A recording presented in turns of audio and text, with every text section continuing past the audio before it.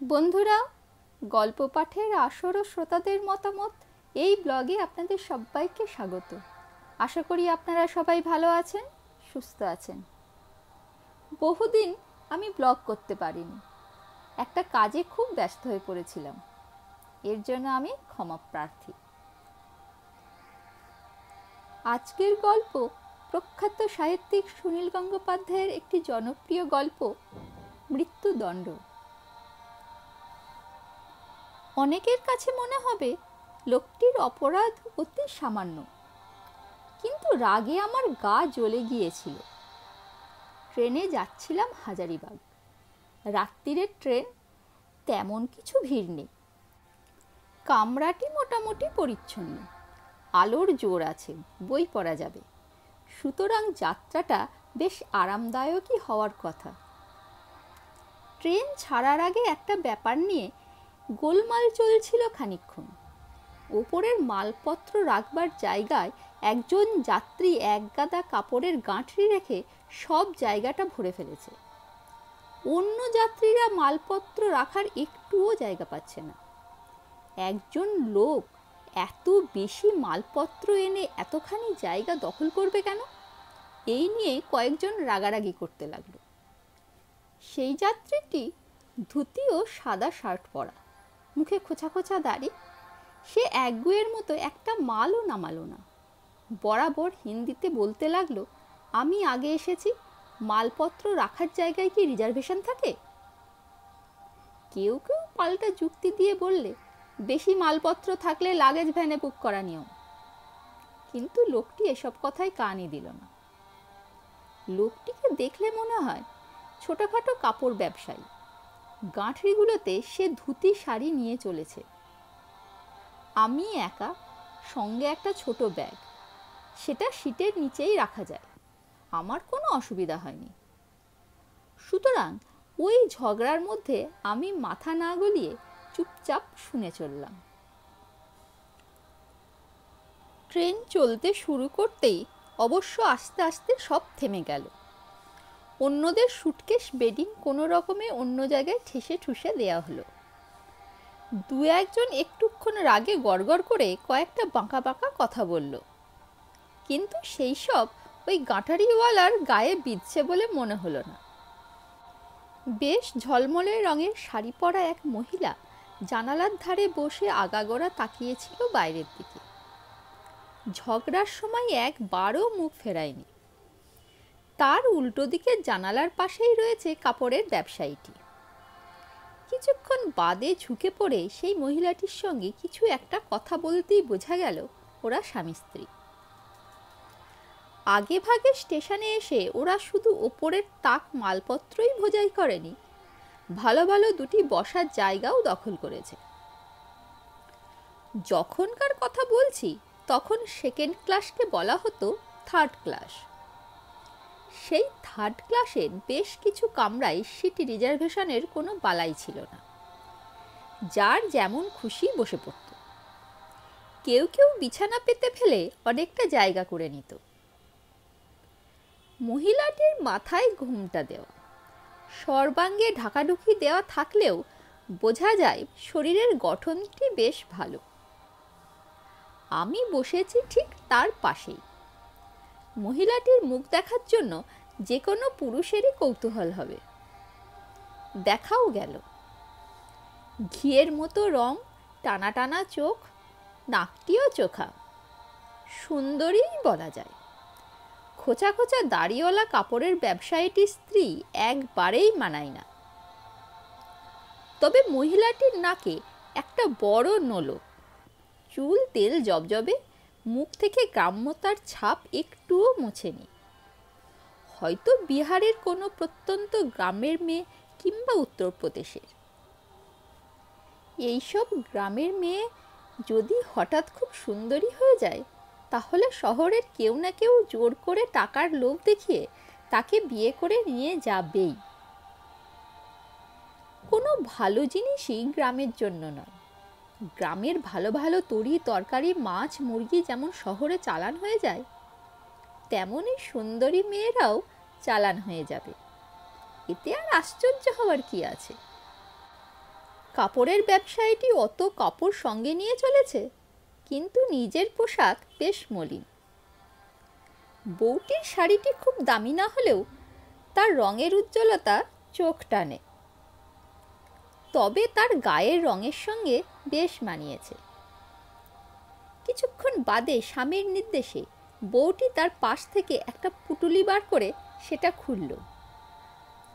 আমি যদিও একটা বই খুলে পড়ছি, কিন্তু মাঝে মাঝে পাশের দিকে চোখ চলে যাচ্ছে। বইটি বেশ কঠিন, জেমস জয়েসের ইউলিসিস। আগে যতবার পড়তে শুরু করেছি শেষ করতে পারিনি, তাই সেবারে ঠিক করেছিলাম সঙ্গে আর কোনো বই রাখব না।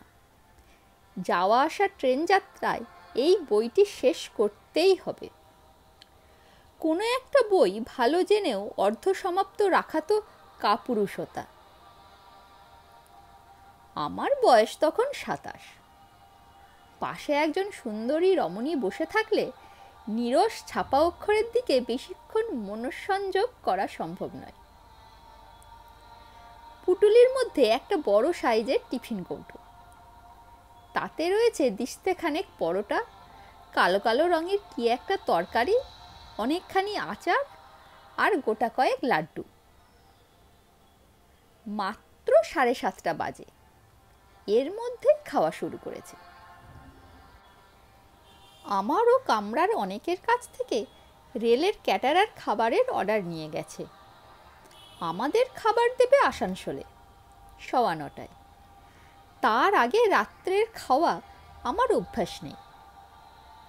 ওরা স্বামী স্ত্রী দিব্যি তৃপ্তি করে খাচ্ছে।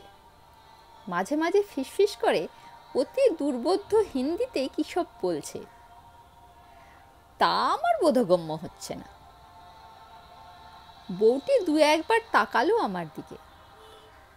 আমার মনে হলো ওরা বোধহয় ওদের খাবার থেকে আমাকে কিছুটা দিতে চায়। সহযাত্রীদের প্রতি অনেকেই এইরকম ভদ্রতা করে। আমি জোর করে বইয়ের দিকে চোখ সেঁটে রইলাম। অন্যের খাবারের দিকে তাকানো মোটেই ভদ্রতা সম্মত নয়। ওরা আমাকে কিছু দিতে চাইলেই আমি সবিনয়ে তা প্রত্যাখ্যান করব। অন্যের খাবারে ভাগ বসাতে যাব কেন? তাছাড়া ঠান্ডা পরোটা কিংবা লাড্ডু আমার একবারেই পছন্দ নয়। কিন্তু ওই খাবারের দিকে তাকিয়েই আমার জিভে জল চলে এসেছে। গ্রামের লোকেদের আমের ঝালঝাল আচার অতি চমৎকার। আচার দেখলে আমি কিছুতেই লোভ সামলাতে পারি না। ওরা যদি খুব পিড়াপিড়ি করে তাহলে খানিকটা আচারের সঙ্গে এক টুকরো পরোটা আমি চেখে দেখতে পারি, কিংবা শুধু আচার। শেষ পর্যন্ত ওরা অনুরোধই করলো না, সব খাবার চেটে পুটে খেয়ে শেষ করলো দুজনে। বউটি বর্তন ধোয়ার জন্য চলে গেল বাথরুমের দিকে। এতে আমার মনে একটা ক্ষোভ জন্মানো স্বাভাবিক। আমাকে পরোটা লাড্ডু প্রত্যাখ্যানের সুযোগও দিল না, কিংবা আচার চেখে দেখে কত প্রশংসা করতাম তা থেকে ওরা বঞ্চিত হলো। অন্য কোনো লোকের সঙ্গে ভাব জমাবার কোনো ইচ্ছাই ওদের নেই। তার জন্য ওদের দোষ দেওয়া যায় না। প্রথমেই কামরার কিছু লোকের সঙ্গে ঝগড়া করে ওরা এখন কোণঠাসার মতোই আচরণ করছে। কিংবা ওদের নতুন বিয়ে হয়েছে, নিজেদের নিয়ে মত্ত থাকতে চায়। বউটির সঙ্গে স্বামীটির বয়সের তফাৎ অনেক। স্বামীটির বয়স অন্তত ডবল। পৌরস্য তরুণী ভার্যা। কাপড়ের ব্যবসায়ীটি নির্ঘাত টাকার জোরেই তরুণীটিকে বিয়ে করেছে। গ্রামে এইরকম হয়। কিছুক্ষণ বাদে আমাদের কামরায় উঠল একজন ভিখারি গায়ক। রাত্রিরের দিকে সাধারণত ভিখারির উৎপাত কম থাকে। অনেকে ট্রেনে ওঠার পর থেকেই ঘুমের উদ্যোগ করে। এই সময় ভিখারিরা পাত্তা পায় না। কিন্তু এই ভিখারিটির বয়স 20-21, খালি গা মালকোচা ধুতি পরা, হাতে একটা বাঁশি, ঠিক যেন রাখাল বেশি কেষ্ট ঠাকুর। উঠেই ছেলেটি একটি গান ধরল, পরিষ্কার চাঁচা ছোলা গান, গলায় তেজ আর সুর দুটোই আছে। ছেলেটি যেন জানে ওর গান শুনে কেউ আপত্তি জানাতে পারবে না। তখন আর ছেলেটি ভিখারি রইল না, সে একজন গায়ক। রেডিও বা রেকর্ড কোম্পানির তাকে চেনে না, পাড়ার জলসায় সে ডাক পাবে না, সেই জন্য সে ট্রেনের যাত্রীদের গান শোনাচ্ছে। গান গাওয়াটাই তার জীবিকা। গানের পরে সে যখন লোকের কাছে পয়সা চাইবে, সেটা ভিক্ষে নয়, সেটা তার পারিশ্রমিক। পরপর 3টে গান শোনালো ছেলেটি। সত্যি সে ভালো গায়। চলন্ত ট্রেনে খুব চেঁচিয়ে গাইতে হয় বলে অনেকেরই গলা ভেঙে যায়। এর এখনো ভাঙেনি, অল্প বয়স। 3খানা গান গেয়ে সে যখন থামল, তখন কেউ কেউ তাকে আরও 2-1টা গান ধরার ফরমায়েশ করল। ছেলেটিরও কোনো আপত্তি নেই, যে যা বলে সে গেয়ে দেয়। কাপড়ের ব্যবসায়ীটিও একটি বিশেষ হিন্দি গান গাইবার জন্য অনুরোধ করল। কাপড়ের ব্যবসায়ীটি যে গান বাজনার সমজদার, তা তো চেহারা দেখে বোঝা যায়নি। দিব্যি তাল দিতে লাগলো মাথা নেড়ে। একটা গান শেষ হওয়ার পর অনুরোধ জানালো আরেকটার জন্য। সেটা শুনতে শুনতে যেন আবেশে বুঝে গেল তার চোখ। এতগুলো গান গাইবার পর ছেলেটি হাত পাতল অন্যদের সামনে। অনেকেই কিছু কিছু দিল। আমি তখন কাঠ বেকার। আমি সাধ্যের অতিরিক্ত 2টি টাকা দিলাম তাকে। ছেলেটি সত্যি ভালো গেয়েছে। কাপড়ের ব্যবসায়ীটি যে চোখ বুজেছে, চোখ আর খোলেই না। ছেলেটি তার সামনে হাতের পয়সা ঝনঝন করল। 2-3 বার দাদা দাদা বলে ডাকলো, তাতে কোনো সাড়া নেই। লোকটি এর মধ্যেই ঘুমিয়ে পড়েছে, এটা অসম্ভব। মটকা মেরে আছে, একটা পয়সাও দেবে না। ছেলেটি কিছু না পেয়েই চলে গেল। আমি স্তম্ভিত। গান শুনেও অনেকে পয়সা দেয় না, তা ঠিক। কেউ কেউ ভিখারি বা অন্য কোনো কারোকেই পয়সা দেয় না, সেটা তাদের ব্যক্তি স্বাধীনতার ব্যাপার। কিন্তু এই লোকটা গান শোনার জন্য অনুরোধ জানালো কেন? তাও কিছু দক্ষিণা দেবে না কেন গায়ককে? লোকটা মহা ফেরেববাজ তো। এমন লোক আমি দেখিনি। কেমন যেন গা ঘিন ঘিন করতে লাগলো আমার। মানুষ এমন হীন হয় কেন? কাপড়ের ব্যবসা করছে, ওই ছেলেটিকে কি অন্তত একটা আধুলিও দিতে পারতো না? আমার খুব রাগ হচ্ছে বটে, কিন্তু তা নিষ্ফল রাগ। কেউ যদি ভিখারিকে ভিক্ষে না দেয় বা কারোর গান শুনেও পয়সা দিতে না চায়, তার জন্য কোনো অভিযোগ জানানো যায় না। জোর করে ওকে দিয়ে পয়সা দেওয়ানোও যায় না। গুম মেরে বইয়েতে চোখ ফেরালাম।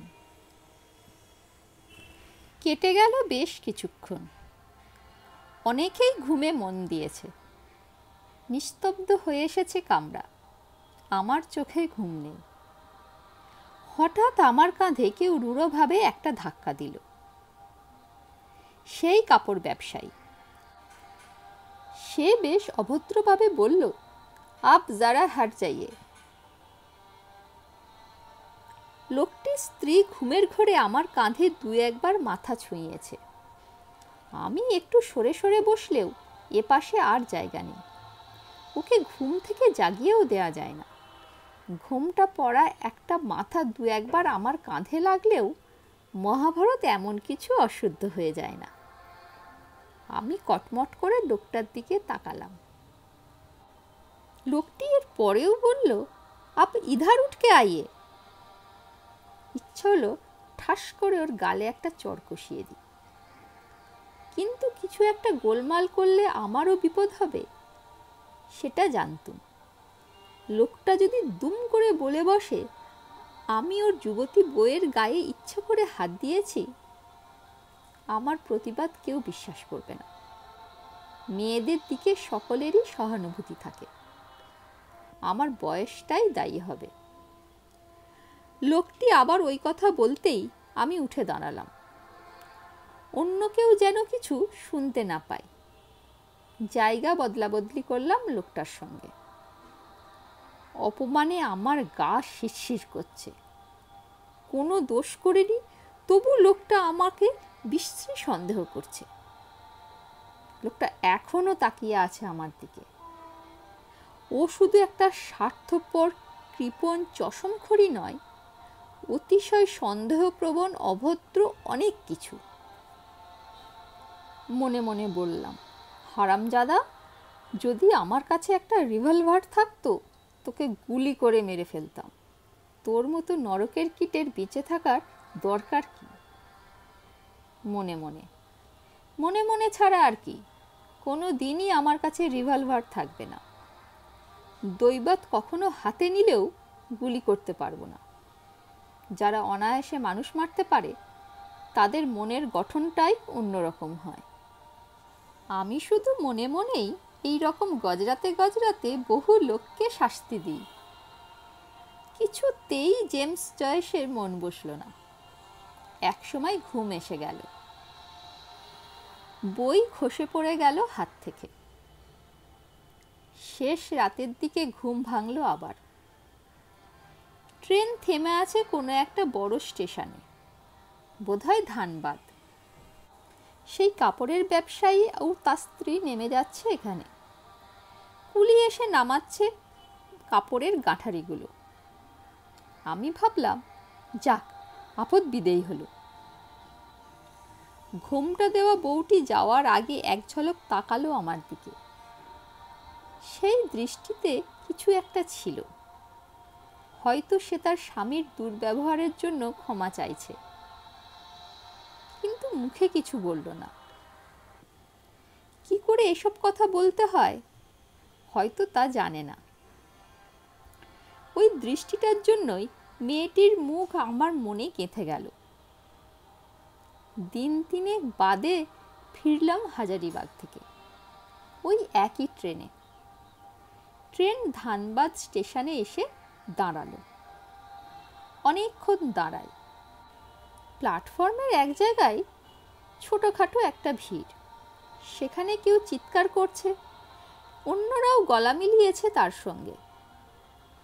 প্রথমেই মনে হয় কারোর কোনো জিনিস চুরি গেছে, এরকম তো প্রায়ই হয়। নেমে উঁকি মেরে দেখি কান্নাকাটি করছে একজন মহিলা। সাদা শাড়ি পরা, মাথায় ঘোমটা নেই, সব চুল খোলা। ভিড়ে একজনের দিকে তাকাতেই সে বলল, ও বেচারার স্বামী কাল রাতে হঠাৎ করে মারা গেছে, হার্ট ফেল। বেচারার কেউ নেই এখানে। আমার বুকের মধ্যে যেন একটা গুলি লাগলো। এখন মুখখানা অন্যরকম দেখালেও এ যে সেই কাপড়ের ব্যবসায়ী স্ত্রী, তাতে কোনো সন্দেহ নেই। বউটি চোখ তুলে একবার আমাকে দেখেই যেন থেমে গেল কয়েক মুহূর্তের জন্য। ধরা পড়া চোরের মতো কেঁপে উঠলাম আমি। আমাকে চিনতে পেরেছে। ও কি বুঝতে পেরেছে যে আমি ওর স্বামীর মৃত্যুদণ্ড দিয়েছিলাম, মৃত্যু কামনা করেছিলাম? ওর স্বামীটি ছিল নিতান্তই চুনোপুটি। ওর অপরাধ এমন কিছু গুরুতর নয়। আমি কি সত্যি সত্যি ওকে মারতে চেয়েছিলাম? আরও কত বড় বড় রাঘব বোয়াল কত রকম জঘন্য অন্যায় করে দাপটে ঘুরে বেড়াচ্ছে। কত সময় আমি মনে মনে তাদের কঠোর শাস্তি দিই, কিন্তু তাদের তো কিছু হয় না। দ্রুত পালিয়ে গেলাম সেখান থেকে, যেন আমারই একটা কঠিন শাস্তি প্রাপ্য আছে।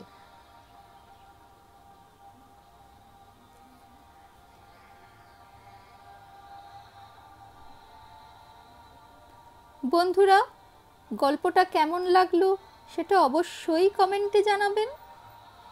আর গল্প সংক্রান্ত আপনাদের কোনো মূল্যবান মতামত থাকলে সেটাও জানাতে ভুলবেন না। ভালো থাকবেন, সুস্থ থাকবেন। ধন্যবাদ।